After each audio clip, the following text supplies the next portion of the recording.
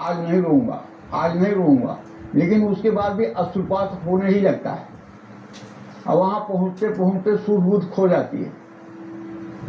फिर निकलने के बाद आधा मिनट लगता है नॉर्मल होने में। कोई देखेगा तो कहेगा कि रो क्यों रहा है,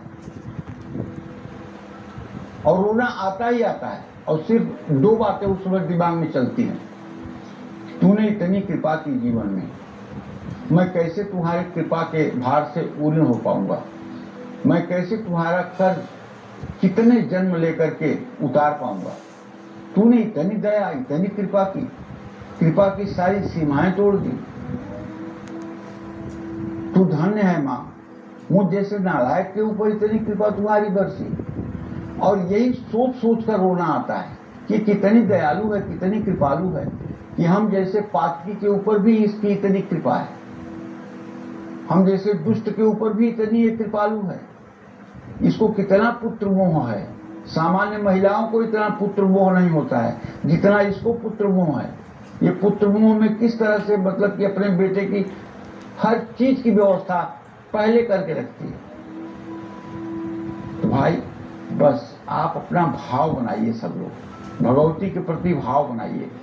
उनसे देवी और उपासक का रिश्ता मत रखिए, उनसे माँ बेटे का रिश्ता रखिए, उनसे माँ बेटी का रिश्ता रखिए। मैं दावे के साथ कहता हूं कि अगर मन से ये रिश्ता कायम हो गया और सचमुच में आपको इस बात की ठसक आ गई कि मेरी माँ, मैं उसका बच्चा, जिस दिन ये ठसक आ गई, अरे धन पर घमंड क्यों करते हो, धन कल नष्ट हो जाएगा। शरीर पर घमंड क्यों करते हो, शरीर कल जलाया जाएगा। इज्जत पर घमंड क्यों करते हो, यही बुझ जाएगा। किसी चीज पर घमंड मत करो, सब नश्वर है। अगर घमंड करना ही है तो बस एक चीज का घमंड करो, मैं माँ का और माँ मेरी। ये ठसक होनी चाहिए। पूरी दुनिया आपको समझाए लेकिन समझने के लिए तैयार मत होइए। माँ मेरी, मैं माँ का। बस इतना ही कहना चाहूंगा। बस इतने से ही जीवन धन्य हो जाएगा।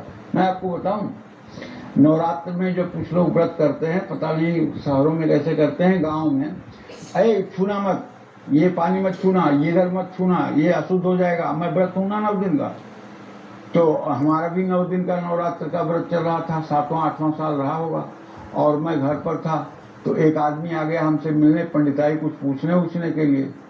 तो फिर मैंने कुछ बताया होता है। उसके बाद उसने किया क्या था कि साइकिल पर चने का पेड़ बांधा हुआ था, चने के पेड़ जिसमें फल लगे होते हैं। मैं ऐसे बात करते करते उसके साइकिल के पास चला गया और उससे बात करते करते चने का एक मतलब कि दाना तोड़ करके और उसको छील करके मैंने खा लिया। तब तक मेरी माँ देखी, अरे चिल्लाई बड़ी तेज, अरे तू क्या कर रहा है, तू व्रत है, तू चना खा रहा है, तू अन्न खा रहा है, तेरा व्रत खंडित हो गया। हमने कहा व्रत कुछ नहीं खंडित हुआ है, मैंने जानबूझ के कुछ नहीं खाया है, माता चना खाना चाहती होंगी इसलिए मुझे खिलवा दिया, मैं व्रत ना तोड़ने वाला हूँ। और मैंने पूरा व्रत किया, विश्वास करिए मैंने पूरा व्रत किया, क्योंकि मैं एकदम अचेतन अवस्था में खाया था, मैंने जानबूझ करके नहीं खाया था, माँ की ही चाहत रही होगी। तो इसलिए अगर गलती भी हो जाती है तो उसको माँ कैसे माफ कर देती है, ये भी अपने आप में एक विचित्र संयोग है। अगर आपसे भूल चूक में कोई गलती भी हो रही है ना, माँ उसको नजरअंदाज कर देती है, उसको नहीं देखती है कि आपने भूल चूक क्या किया है, आपके भूल चूक को माफ कर देती है, हंस करके माफ करती है। तो इसलिए भगवती के साथ अपना संबंध बनाना चाहिए। जय मां।